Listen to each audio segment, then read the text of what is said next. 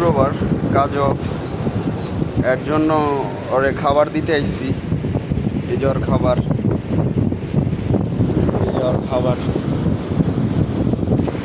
তো সে দেখে অনেক আনন্দ করতেছে। মানে যদি কথা বলতে পারতো তাহলে বোঝাইতে পারতো যে না আমি অনেক হ্যাপি, তুই আমার জন্য খাবার নিয়ে আসছিস।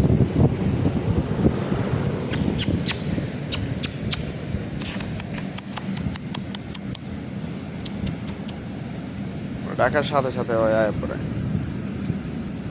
মাশাআল্লাহ অনেক কিউট।